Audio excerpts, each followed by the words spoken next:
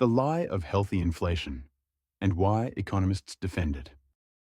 You've been sold a story that sounds harmless, comforting even, that a little bit of inflation, so-called healthy inflation, is good for the economy, that it keeps things growing, that it keeps people spending, and that without it, everything would collapse. But what if that's not true? What if this idea, this mainstream, unquestioned belief, is actually one of the greatest economic illusions of our time? What if healthy inflation isn't healthy at all, but a quiet transfer of wealth hiding in plain sight? Stay with me, because once you see what's behind this lie, you'll never look at money or economists the same way again. Once the layers are pulled back, the reality becomes impossible to ignore, and it changes how you understand power. Inflation. It's one of those words we've all grown up with. Prices rise a little each year, groceries get more expensive, housing climbs, and we're told, don't worry, this is normal. But when your money loses value each year, normal might not be good at all.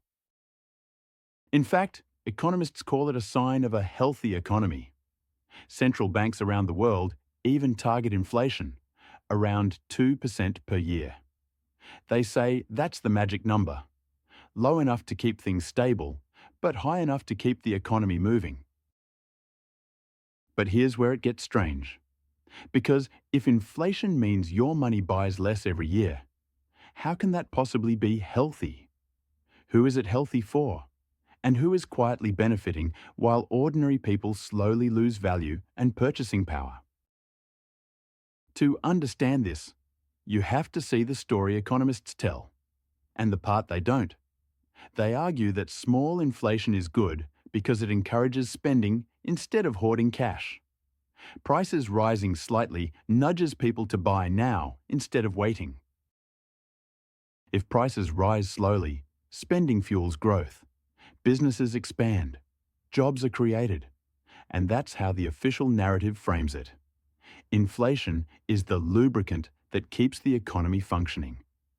The higher-level story masks the real effects experienced by everyday people, who are quietly losing ground. They also say inflation prevents deflation, the nightmare of falling prices.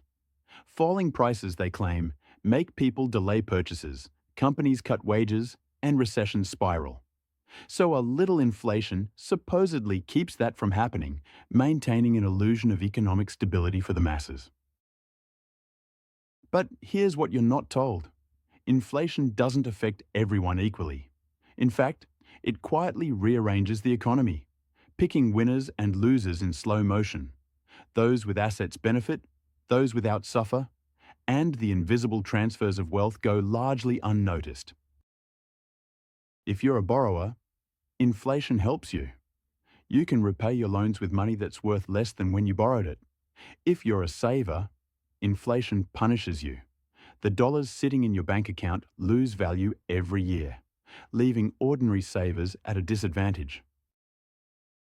If you own real assets, real estate, stocks, commodities, inflation lifts your wealth. If you live paycheck to paycheck, it eats you alive.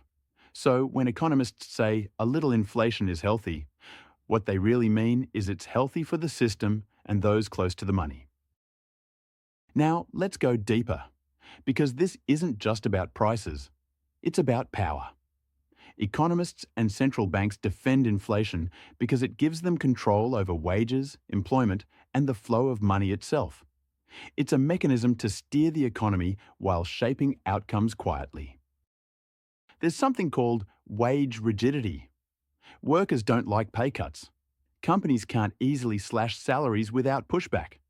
But with inflation, the company can freeze wages while prices rise, effectively lowering real wages without protests. This invisible adjustment benefits firms at the expense of ordinary employees. Inflation becomes a silent substitute for wage cuts. It does the dirty work that would otherwise cause social unrest. That's why economists say we need a buffer of inflation to grease the wheels of the labour market. a hidden tool disguised as policy. Governments love inflation too, because it helps them erase debts without repaying them honestly. When a government owes trillions, the easiest way to shrink that debt isn't paying it back. It's debasing the currency slowly, year after year, letting inflation quietly eat away at the real value. A dollar owed in 2030 isn't the same as a dollar today. It's worth less. Inflation becomes a hidden tax, an invisible siphon that transfers value from savers and workers to debtors and governments, while ordinary citizens barely notice their money-losing purchasing power. The most insidious part? Most people don't even realize it's happening. You work, you save, you invest, and yet inflation erodes your wealth invisibly. Meanwhile, the wealthy, governments, and borrowers benefit. A system carefully masked by the language of healthy growth. Think about this. If the government said outright, "We're going to tax your savings 2% every year forever," people would protest. But call it healthy inflation, and suddenly everyone shrugs. The term disguises a slow, steady transfer of wealth that most people accept without question. You go to work. You save money. You invest in a bank account that pays 1%, while inflation quietly steals 3% of your purchasing power. Every year, you lose a fraction of your life's earnings. And all the while, the economy looks like it's growing. But it's just an illusion. That's not health. That's managed decay, disguised as progress. And this is the part that almost no one questions, even those who pride themselves on understanding the economy, because the narrative is too persuasive and deeply embedded. And yet, economists keep defending it. They say without inflation, the economy would stall, that we'd face unemployment, that growth would stop. But these arguments rest on fragile assumptions, that growth must come from spending more, borrowing more, consuming more, instead of being driven by productivity or innovation. Inflation isn't the lifeblood of the economy.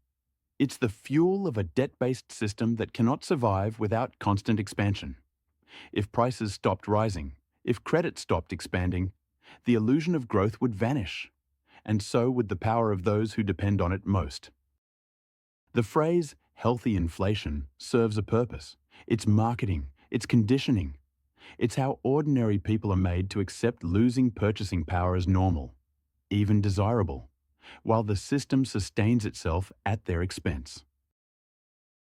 When you hear 2% inflation, remember that it isn't small. Over a decade, 2% inflation erodes nearly 20% of your savings. Over a lifetime, it can cut your money's value in half or more. And yet, the experts smile and call it stability. Inflation is not a force of nature. It is engineered, managed, chosen. Central banks expand credit. Governments run deficits. New money enters the system. Prices rise. And then the same institutions say, "See, a little inflation means the system is working." But working for whom? When your wages lag behind prices, when your rent doubles, when grocery bills rise faster than paychecks, that's not the economy working. That's the average person funding a machine designed to keep debt cheap and assets inflated. Most people think inflation is inevitable, like weather. But it's policy. And the reason it persists is that it benefits those closest to the source of new money. When liquidity is created, it flows first to governments, corporations, and financial institutions. Ordinary people get the leftover after prices rise. The phrase healthy inflation normalizes this slow theft. When you accept it, you don't question the transfer of wealth. You accept a system where debtors, corporations, and governments win, and savers, retirees, and workers quietly lose over decades, all while thinking the economy is healthy. So when you hear an economist say inflation is under control, understand what that really means. It means the system is functioning as designed. Your loss is someone else's gain. The economy isn't necessarily stable. It's controlled for the benefit of certain players. The most powerful trick ever pulled wasn't hiding inflation. It was convincing you it's good for you. That healthy inflation keeps you employed, that it keeps the economy growing, that it's proof of progress. But the truth is, it's the slow erosion of time, labour and savings, invisible and normalised. Once you see it, you can't unsee it. And the consequences aren't abstract. They affect every paycheck, every savings account, every long-term plan. That's why understanding the lie behind healthy inflation is critical to protecting yourself and your wealth. What happens next? When people start questioning this story, when they realize that a system built on endless inflation eventually collapses under its own weight, alternatives begin to appear. Hard assets, deflationary money, and systems that remove control from those who rely on inflation for power. The defenders of healthy inflation are nervous. Once people see the lie, they start asking dangerous questions. Why does money lose value at all? Why should saving be punished? Why must the economy depend on constant expansion to survive? These questions threaten the entire narrative. So the next time you hear that small inflation is good, pause. Think about who benefits. Think about where the story came from. Inflation isn't a symptom of health. It's a symptom of dependency. A system sustaining itself at your expense, while you are told it is normal and healthy. If you found this video eye-opening, if it made you question what you've been told about healthy inflation, hit like, subscribe, and share with someone who still believes inflation is good for them. Understanding the lie is the first step toward protecting your wealth and seeing the system clearly. Until next time, stay curious, stay skeptical, and remember, what they call healthy inflation might just be the slow death of your money, hidden in plain sight, and you've just learned to see it.